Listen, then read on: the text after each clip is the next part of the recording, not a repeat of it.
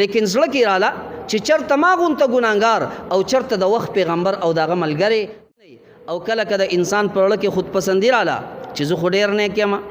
او زه خو چې کوم دی ډېر مونځ ګزار یم زه خو تهجد گزار یم اوس دغه خبره زما عزتمند د انسان د اعمال ضایع کوي او چرته د بل انسان نقایص او کوتاهی دی مخې ته نشي ورنه کستا په نظر کې د بل عیب او د بل خطا دا را مخې ته شوه او خپل ځان د تسپین باز ښکاره شو دغه انسان چې همدې ګورې هلاکت ورکوي د حضرت عیسی علیه السلام په دور کې عیسی علیه السلام په یو لاره باندې تېرېږي او د عیسی علیه السلام ملګرو ته حواریین ویل کېږي په دې حواریینو کې یو کس ورسره دی او د عیسی علیه السلام تګ دا د یو غل په لاره باندې وشو هلته یو غل به اوسېدو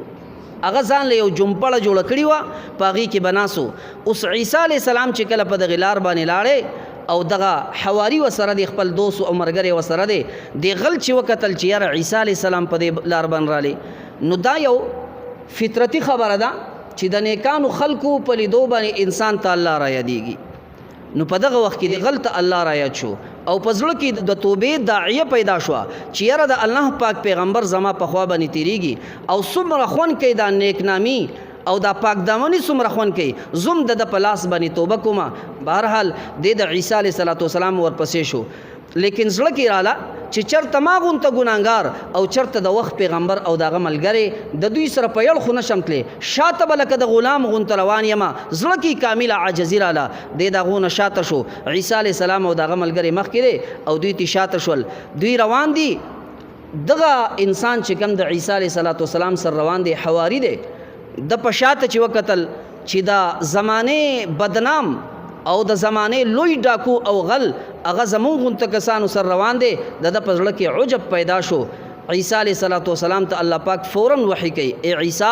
ستا سره په لار باندې دوه کسان روان دي دې دواړو ته ووایه چې استرینو د دوی عمل شروع کړي د نن تاریخه پورې چې دوی کم اعمال کړي د دوانو عملونه منقطع شوه اوس د استرینو چې کم دی دوی عملونه شروع کړي نو په دې خبره کې د غل دپاره خو خوشخبري وه او خو ټول عمر غلا کړي وه لیکن د بل خو ټول عمر نیکۍ کړي وې لیکن چې عجب کله په زړه کې رالی الله رب ذوالجلال چې کم دی هغه په جلال کې رالی او د دغه نیکۍ دی ټولې چې کم دی برباد کړلې نو بهرحال زما عزتمندو انسان دی الله پاک ته د توبه او استغفار سره سره چې کوم دی د نور نقایص هم د ځان نه لرې کړي هسې نه د ده په اړه کې چېرته عجب پیدا شي د ده په اړه کې چېرته خودپسندي پیدا شي او د هغې په وجه باندې دی د الله خوا ته په مردودو مخلوقاتو کې وګرځي